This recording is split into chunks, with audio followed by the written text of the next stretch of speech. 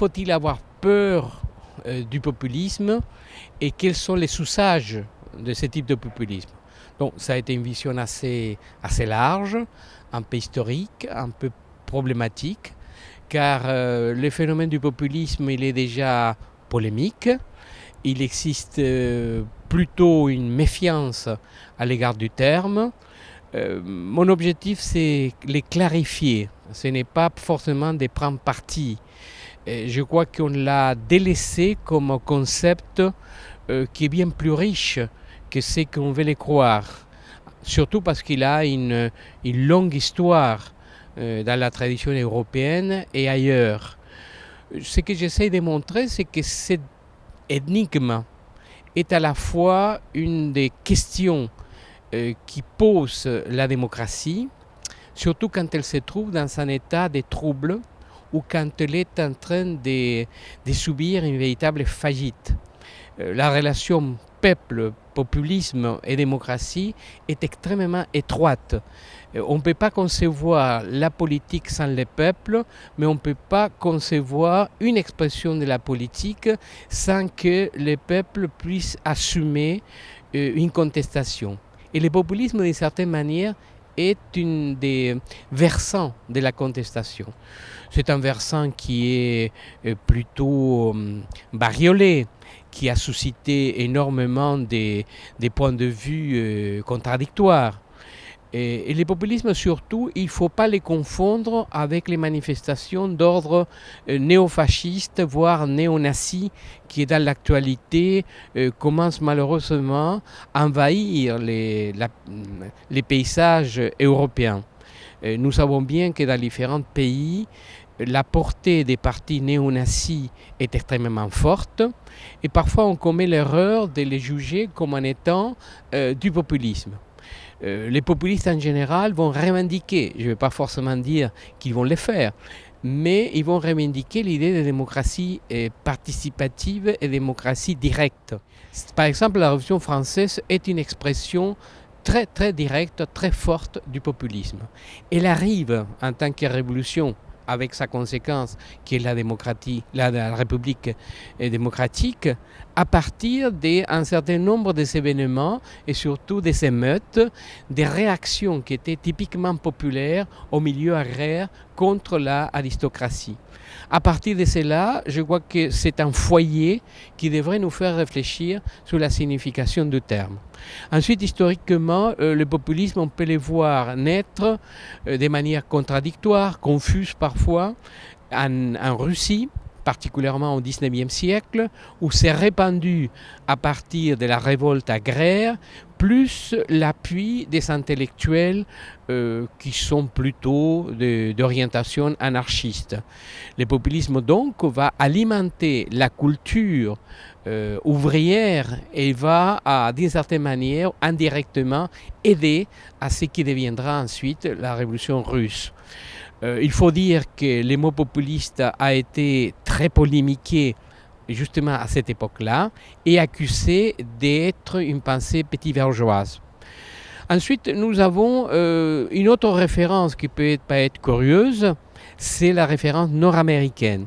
Aux États-Unis, à partir de 1870, autrement dit après la guerre de sécession, pour des raisons d'industrialisation qui ont été menées dans les États du Sud, qui étaient des États agraires, et on a constaté la révolte spontanée des secteurs paysans.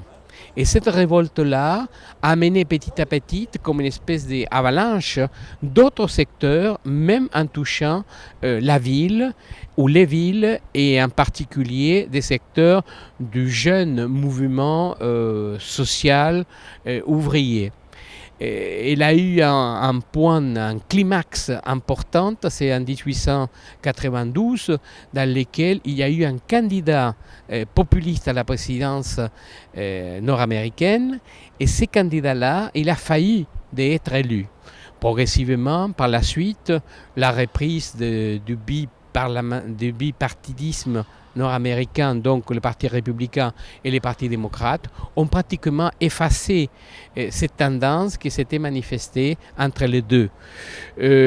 Cependant, les traces du phénomène populiste ont continué jusqu'à aujourd'hui. On pourrait dire que même les principaux présidents nord-américains ont bien puisé dans cette vague populiste. Ensuite, il y a un phénomène populiste qui est méconnu, même si assez présenté, qui est le populisme latino-américain. C'est une longue histoire, ça date des années 20. En 1920, commence à apparaître un mouvement de contestation des forces de type aristocratique dans les pays de l'Amérique du Sud. Pratiquement tous vont commencer à avoir une vague qu'on pourrait appeler populiste. C'est l'époque dans laquelle il n'y avait pas de formation politique structurée, il n'y avait pas de parti communiste encore, il n'y avait pas de parti socialiste, et la vague populiste avait d'une certaine manière hérité de la tradition anarcho-syndicaliste qui était très présente dans quelques pays de l'Amérique latine, dont Argentine, Chili, Mexique. Alors à partir de cela, on peut voir qu'il y a des manifestations tout au long du XXe siècle avec des grands leaders qui ont été considérés comme étant des leaders populistes.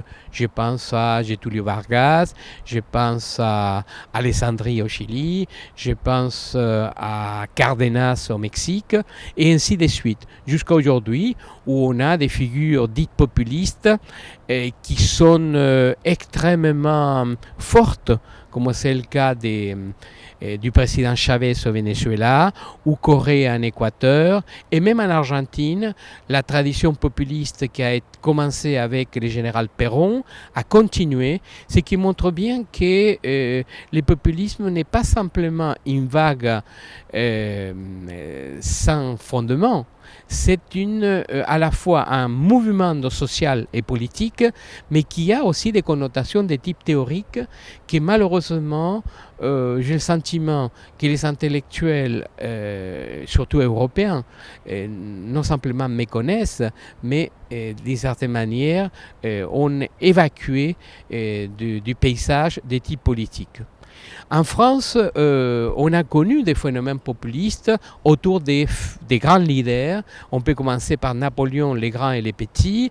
On peut continuer par Boulanger et on peut arriver au XXe siècle avec le général de Gaulle qui avait une position transclassiste et qui a beaucoup insisté sur certaines valeurs dans lesquelles la nation était au cœur de la préoccupation.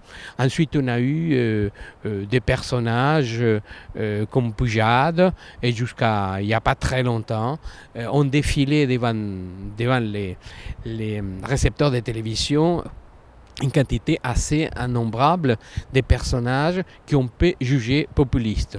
Peut-être celui qui a accaparé l'attention des médias pendant des années, c'est le cas de Jean-Marie Le Pen, sauf que Jean-Marie Le Pen ne représente pas forcément un phénomène populiste ou néopopuliste. Ce qui représente bien, c'est une résurgence d'un néofascisme. Néofascisme qui a des caractéristiques beaucoup plus larges, beaucoup plus populaires que ce qui a été le phénomène nazi. D'où l'enracinement de cette position autour du Front National. Marine Le Pen, sa fille, est en train de transformer ce néofascisme en un mouvement populiste qui risque de se développer beaucoup plus largement que celui qui avait obtenu son père. Voilà l'aspect historique. Sur l'aspect d'ordre théorique, je pense que ça correspond à la nécessité de faire une analyse contextuelle des situations politiques. Chaque phénomène populiste est différent dans chaque pays et selon les époques. De ce point de vue-là, il faut simplement rappeler qu'il y a certaines sources. La source essentielle sont des phénomènes de crise économique, sociale, politique et morale de la démocratie.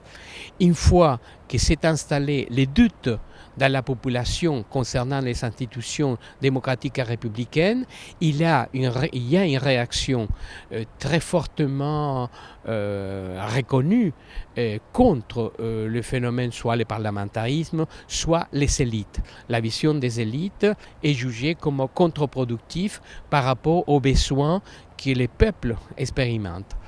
Donc, de ce point de vue-là, les populismes, qu'il ne faut pas les confondre donc avec ni le néo-fascisme ni le néo-nazisme, peut représenter un ballon d'oxygène dans la récupération ou la refondation des principes des types démocratiques. Bien entendu, il faut être vigilant, il faut être prudent et il faut concevoir que la politique gagne beaucoup plus qui perd en essayant de voir le bon usage de ce type de manifestations de type populaire. Voilà ce que, dans une analyse qui prétend être plutôt lucide que partisan, j'essaie de communiquer dans mes interventions.